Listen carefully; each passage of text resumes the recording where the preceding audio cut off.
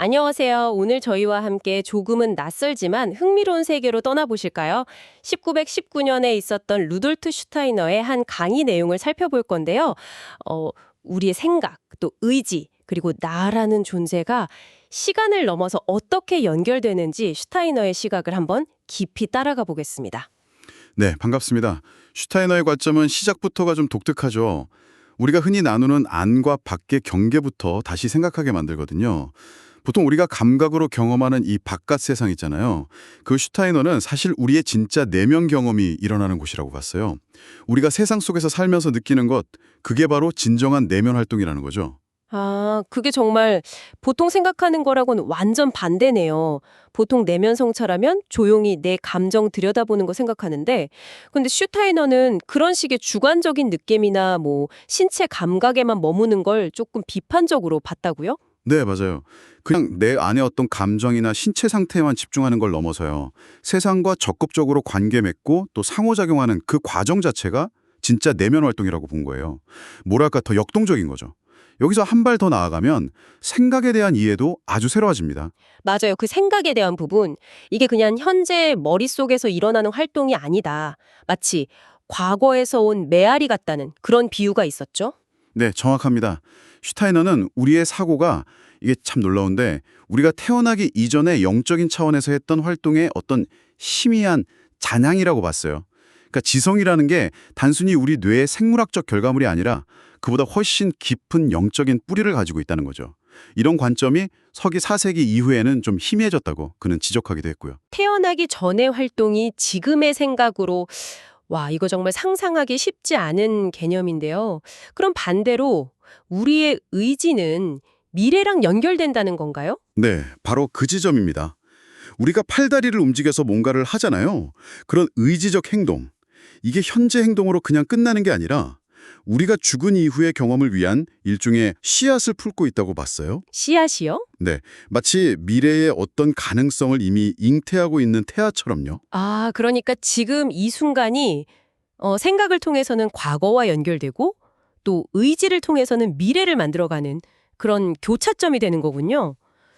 이게 우리가 살면서 느끼는 어떤 책임감 같은 거랑도 연결될 수 있겠네요. 네, 그렇죠.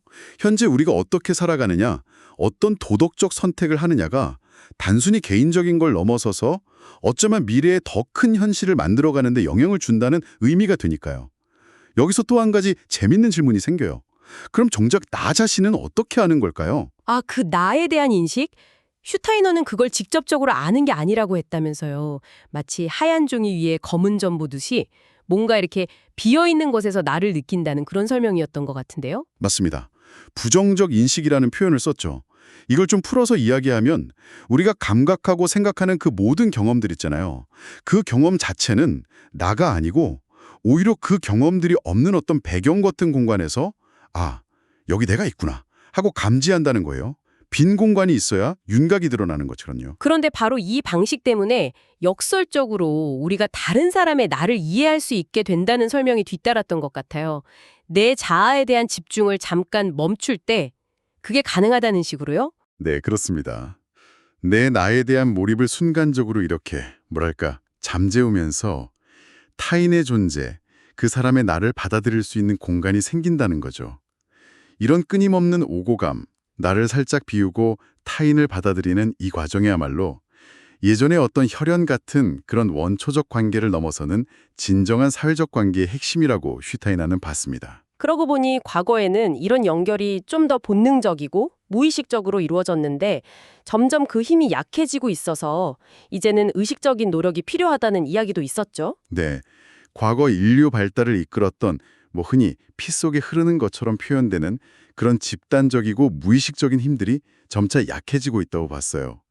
그래서 이제는 각자가 의식적인 노력 그리고 영적인 통찰을 통해서 자신을 이해하고 또 타인과 연결되어야 하는 그런 시대를 맞이했다는 진단인 거죠.